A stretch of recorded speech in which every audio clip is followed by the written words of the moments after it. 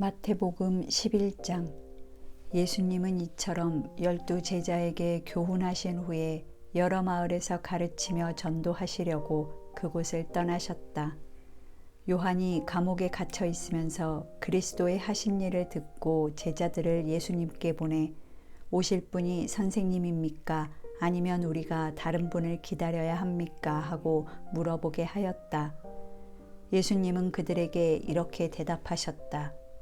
너희는 가서 듣고 본 것을 요한에게 알려라.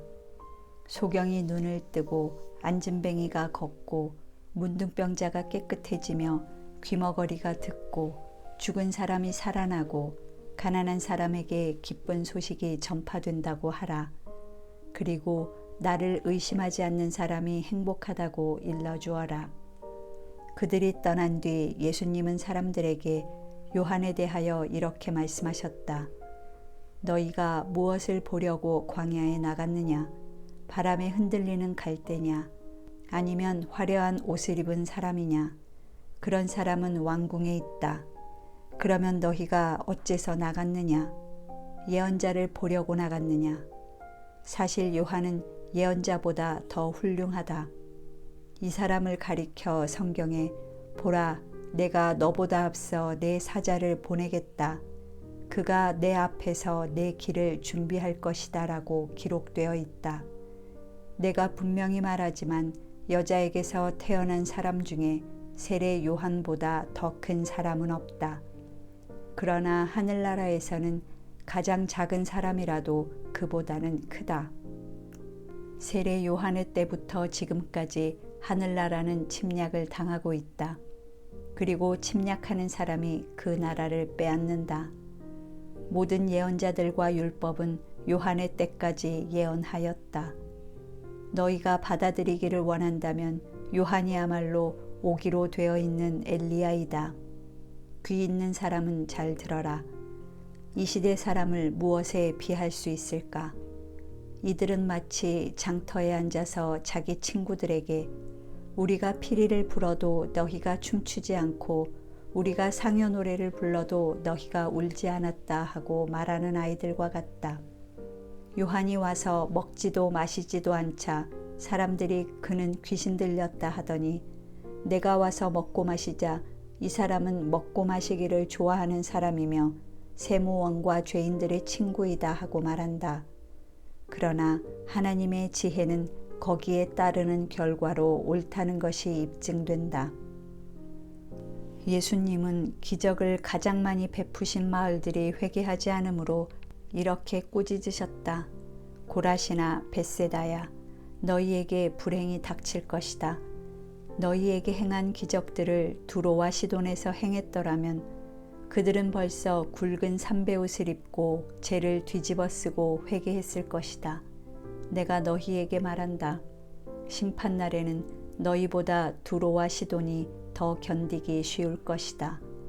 가버나움아, 내가 하늘에까지 높아질 것 같으냐? 아니다. 지옥에까지 내려갈 것이다. 내게 베푼 그 엄청난 기적을 소돔에서 행하였더라면 오늘까지 소돔이 남아있을 것이다. 내가 너희에게 말한다. 심판날에는 소돔이 너보다 더 견디기 쉬울 것이다. 그때 예수님은 이렇게 기도하셨다. 하늘과 땅의 주인이신 아버지, 이것을 지혜롭고 영리한 사람에게는 숨기시고 어린아이들에게는 나타내시니 감사합니다. 그렇습니다. 이것은 아버지의 기뻐하시는 뜻이었습니다. 아버지께서는 모든 것을 내게 맡겨주셨습니다. 아버지 외에는 아들을 아는 사람이 없고 아들과 그리고 아들이 아버지를 알게 하려고 선택한 사람 외에는 아버지를 아는 사람이 없습니다. 수고하고 무거운 짐진 사람들아, 다 나에게 오너라. 내가 너희를 쉬게 하겠다. 나는 마음이 온유하고 겸손하다. 내 멍에를 메고 내게 배워라. 그러면 너희 영혼이 쉼을 얻을 것이다. 내 멍에는 매기 쉽고 내 짐은 가볍다. 12장. 어느 안식일에 예수님이 밀밭 사이로 지나가실 때 제자들이 배가 고파 밀 이삭을 잘라 먹었다. 이것을 본 바리새파 사람들이 예수님께 보십시오, 당신의 제자들이 안식일에 해서는 안 될 일을 하고 있습니다 하고 말하였다. 그래서 예수님은 그들에게 이렇게 대답하셨다. 너희는 다윗이 자기 일행과 함께 배가 고팠을 때 한 일을 읽어보지 못했느냐? 다윗이 하나님의 집에 들어가 제사장만이 먹을 수 있는 차림빵을 그의 일행과 함께 먹지 않았느냐? 또 안식일에 제사장이 성전 안에서 안식일 규정을 어겨도 죄가 되지 않는다는 것을 율법에서 읽지 못하였느냐? 그러나 나는 너희에게 말한다. 그 성전보다 더 큰 이가 여기 있다. 내가 자비를 원하고 제사를 원치 않는다는 말씀이 무슨 뜻인지 알았더라면 너희가 죄 없는 사람을 죄인으로 단정하지는 않았을 것이다. 나는 바로 안식일의 주인이다. 예수님이 그곳을 떠나 회당에 들어가셨을 때 거기에 한쪽 손이 오그라든 사람이 있었다. 사람들은 예수님을 고발할 구실을 찾으려고 안식일에 병을 고쳐도 좋습니까? 하고 물었다. 그래서 예수님은 그들에게 이렇게 말씀하셨다. 너희 중에 어떤 사람이 양 한 마리를 가졌는데 그 양이 안식일에 구덩이에 빠졌다면 끌어올리지 않겠느냐? 사람은 양보다 더욱 귀하다. 그러므로 안식일에 선한 일을 하는 것은 옳은 일이다. 그러고서 예수님은 그 사람에게 내 손을 펴라 하고 말씀하셨다. 그래서 그가 손을 펴자 완전히 회복되어 다른 손과 같이 되었다. 그러나 바리새파 사람들은 나가서 예수님을 없애버리려고 의논하였다. 예수님이 이 일을 하시고 그곳을 떠나시자 많은 사람들이 뒤따랐다. 예수님은 모든 병자들을 고쳐주시고 자기에 대한 소문을 내지 못하도록 그들에게 단단히 주의시키셨다. 이것은 예언자 이사야의 다음과 같은 예언을 이루기 위해서였다. 내가 택한 나의 종, 나의 사랑하는 자를 보아라. 내가 그에게 내 성령을 주겠다. 그가 온 세상에 진리를 선포할 것이다. 그는 다투거나 소리치지 않을 것이니 아무도 길거리에서 그의 음성을 듣지 못할 것이다. 그는 진리가 승리할 때까지 상한 갈대를 꺾지 않고 꺼져가는 등불을 끄지 않으실 것이다. 그리고 온 세상 사람들은 그의 이름에 희망을 걸 것이다. 그때 사람들이 귀신 들려 눈 멀고 말 못하는 사람을 예수님께 데려왔다. 예수님이 그를 고쳐주시자 눈먼 벙어리가 말도 하고 보게 되었다. 그러자 사람들이 다 놀라 이분이 혹시 다윗의 후손이 아닐까 하고 말하였다. 그러나 바리새파 사람들은 이 말을 듣고 이 사람은 귀신의 왕 사탄의 도움으로 귀신을 쫓아낸다 하였다. 예수님은 그들의 생각을 아시고 이렇게 말씀하셨다. 어느 나라든지 서로 싸워 갈라지면 망하고 그 어떤 마을이나 집안도 서로 싸워 갈라지면 오래가지 못한다. 만일 사탄이 사탄을 쫓아내면 이미 서로 갈라져 싸우는 것이니 그렇게 하고서야 어떻게 그의 나라가 설 수 있겠느냐. 내가 사탄의 도움으로 귀신을 쫓아낸다면 너희를 따르는 사람들은 누구의 도움으로 귀신을 쫓아내느냐. 그러므로 그들이 너희 재판관이 될 것이다. 그러나 내가 하나님의 성령으로 귀신을 쫓아낸다면 벌써 하나님의 나라가 너희에게 와 있는 것이다. 강한 사람의 집에 들어가 물건을 털어가려고 하면 먼저 그 사람을 잡아 묶어야 한다. 그렇지 않고 어떻게 그 집을 털 수 있겠느냐. 나와 함께 하지 않는 사람은 나를 반대하는 사람이고 나와 함께 모으지 않는 사람은 흩어버리는 사람이다. 내가 분명히 말해둔다. 사람에 대한 모든 죄와 모독은 용서받을 수 있으나 성령님에 대한 모독은 용서받지 못할 것이다. 누구든지 나를 욕하는 사람은 용서받을 수 있으나 성령님을 욕하는 사람은 이 세대나 오는 세대에서도 용서받지 못할 것이다. 나무가 좋으면 그 열매도 좋고 나무가 나쁘면 열매도 나쁘다. 열매로 그 나무를 알 수 있다. 독사의 자식들아, 너희가 악한데 어떻게 선한 말을 할 수 있겠느냐? 마음에 가득 찬 것을 입으로 말하기 마련이다. 선한 사람은 마음속에 쌓인 선으로 선한 말을 하고 악한 사람은 마음속에 쌓인 악으로 악한 말을 한다.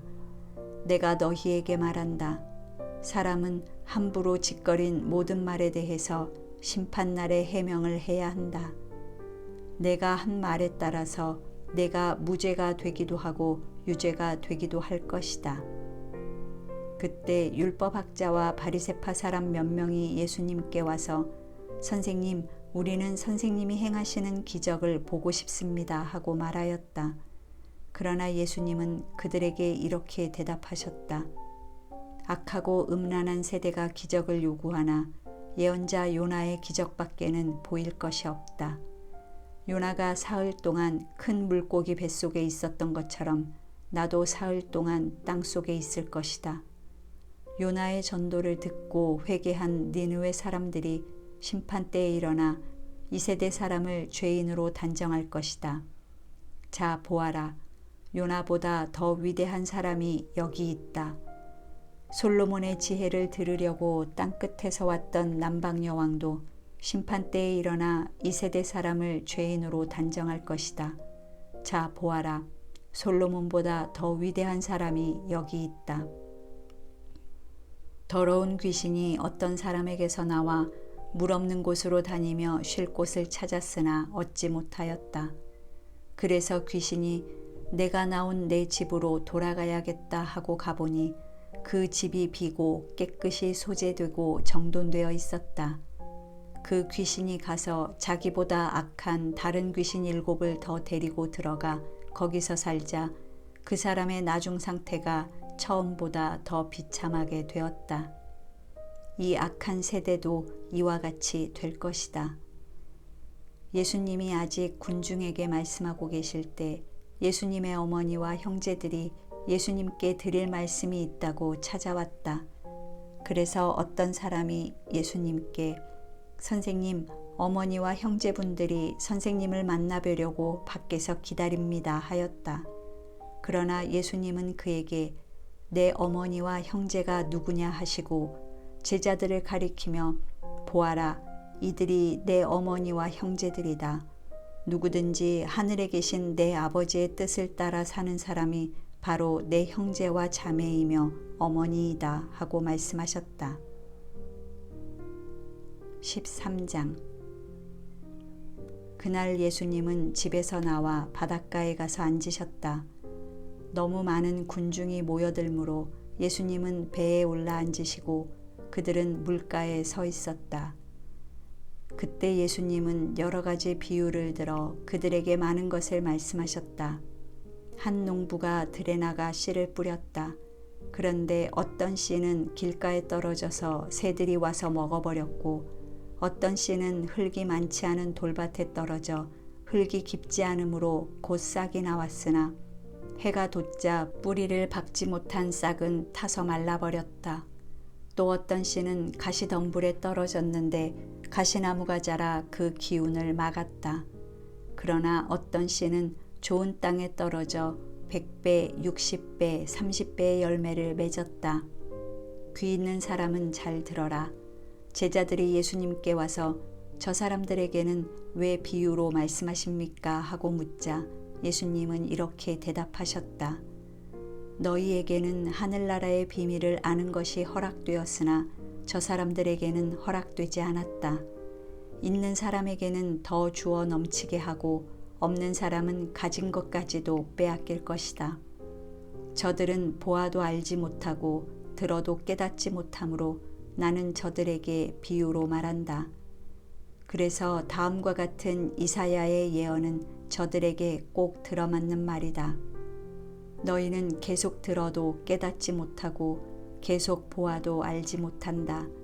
이 백성은 마음이 둔해졌고 귀는 먹었으며 눈까지 멀었다.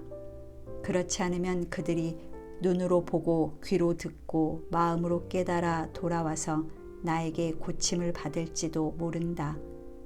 그러나 너희는 눈으로 보고 귀로 들을 수 있으니 행복하다. 내가 분명히 말한다. 많은 예언자들과 의로운 사람들이 너희가 보는 것을 보고 싶어 했으나 보지 못하였고 너희가 듣는 것을 듣고 싶어 했으나 듣지 못하였다. 너희는 씨 뿌리는 사람에 대한 비유의 뜻을 들어보아라. 누구든지 하늘나라의 말씀을 듣고도 깨닫지 못하면 사탄이 와서 그 마음에 뿌려진 것을 빼앗아 가버린다. 이런 사람은 길가에 떨어진 씨와 같은 사람이다. 그리고 돌밭에 떨어진 씨는 말씀을 들을 때 기뻐하며 즉시 받아들이지만 그것을 마음속 깊이 간직하지 못하고 잠시 견디다가 그 말씀 때문에 고통이나 핍박이 오면 곧 넘어지는 사람이다. 또 가시덤불 속에 떨어진 씨는 말씀은 듣지만 이 세상 걱정과 재물에 대한 유혹 때문에 말씀대로 생활하지 못하는 사람을 말한다. 그러나 좋은 땅에 뿌려진 씨는 말씀을 듣고 깨닫는 사람을 가리킨다. 그런 사람은 100배, 60배 또는 30배의 열매를 맺는다. 예수님은 또 다른 비유를 들어 그들에게 말씀하셨다. 하늘나라는 자기 밭에 좋은 씨앗을 뿌린 사람에 비할 수 있다. 사람들이 다 잠들었을 때 원수가 와서 밀밭에 독보리를 덧뿌리고 갔다. 밀이 싹 터서 자랄 때 독보리도 함께 자라는 것을 보고 종들이 주인에게 와서 주인님, 밭에 좋은 씨앗을 뿌리지 않았습니까? 그런데 독보리가 어디서 생겨났습니까? 하고 물었다. 그러자 주인은 원수가 이런 짓을 했구나 하고 대답하였다. 종들이 그러면 우리가 가서 독보리를 뽑아버릴까요? 하고 다시 묻자 주인은 이렇게 말하였다. 아니다. 독보리를 뽑다가 밀까지 뽑을까 걱정된다. 추수 때까지 둘 다 함께 자라도록 그냥 두어라. 추수 때에 내가 추수꾼들에게 먼저 독보리를 뽑아 단으로 묶어서 불태워버리고 밀은 내 곳간에 모아들이게 하겠다. 예수님은 또 다른 비유로 그들에게 말씀하셨다. 하늘나라는 어떤 사람이 자기 밭에 갖다 심은 겨자씨 한 알과 같다. 그것은 씨앗 중에 가장 작은 것이지만 모든 채소보다 더 크게 자라나 나무처럼 되어서 새들이 날아와 그 가지에 깃들인다. 예수님은 또 다른 비유를 말씀하셨다. 하늘나라는 어떤 여자가 한 포대의 밀가루에 섞어 전부 부풀게 한 누룩과 같다. 예수님은 군중에게 이 모든 것을 비유로만 말씀하시고 비유가 아니면 아무것도 말씀하지 않으셨다. 이것은 다음과 같은 예언자의 예언을 이루기 위해서였다. 내가 비유를 들어 세상이 창조될 때부터 감추어진 것을 말하겠다. 그 후 예수님이 군중과 헤어져 집에 들어가 있을 때 제자들이 와서 밭의 독보리 비유를 자세히 설명해 주십시오 하였다. 그래서 예수님은 그들에게 이렇게 대답하셨다. 좋은 씨를 뿌리는 농부는 나 그리스도이며 밭은 세상이다. 그리고 좋은 씨앗은 하늘나라에 속한 사람들이고 독보리는 악한 자에게 속한 사람들이다. 독보리를 뿌린 원수는 마귀이며 추수 때는 세상 끝날이고 추수꾼은 천사들이다. 그러므로 독보리를 뽑아 불에 태우듯 세상 끝날에도 그렇게 할 것이다. 내가 천사들을 보내겠다. 그들은 죄짓게 하는 모든 사람과 악을 행하는 사람들을 내 나라에서 모두 추려내어 불구덩이에 던져 넣을 것이다. 그러면 그 사람들이 거기서 통곡하며 이를 갈 것이다. 그때 의로운 사람들은 아버지의 나라에서 해같이 빛날 것이다. 귀 있는 사람은 잘 들어라. 하늘나라는 밭에 숨겨진 보물과 같다. 사람이 그것을 발견하면 다시 감추어 두고 기뻐하며 돌아가 가진 것을 다 팔아서 그 밭을 샀다. 또 하늘나라는 아름다운 진주를 구하는 장사꾼과 같다. 그가 아주 값진 진주 하나를 발견하고 가서 가진 것을 모두 팔아 그 진주를 샀다. 또 하늘나라는 바다에 던져 여러 종류의 물고기를 모으는 그물과 같다. 그물에 고기가 가득 차면 물가로 끌어내어 앉아서 좋은 것은 골라 그릇에 담고 나쁜 것은 버린다. 세상 끝날에도 이렇게 할 것이다. 천사들이 와서 의로운 사람들 가운데서 악한 사람들을 가려내어 불구덩이에 던져 넣을 것이다. 그러면 그들이 거기서 통곡하며 이를 갈 것이다.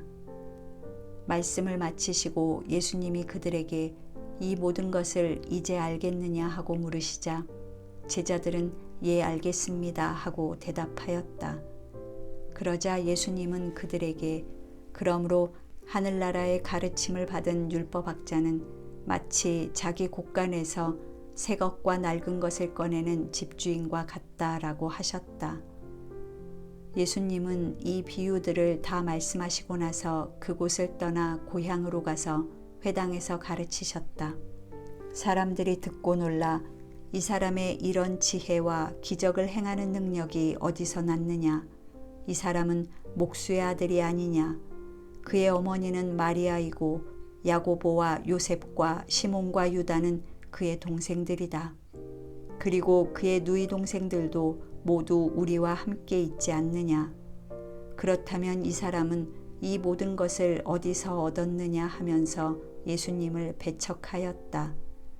그러나 예수님은 그들에게 예언자는 자기 고향과 집에서만 존경을 받지 못한다 하시고 그들이 믿지 않으므로 거기서는 기적을 많이 베풀지 않으셨다.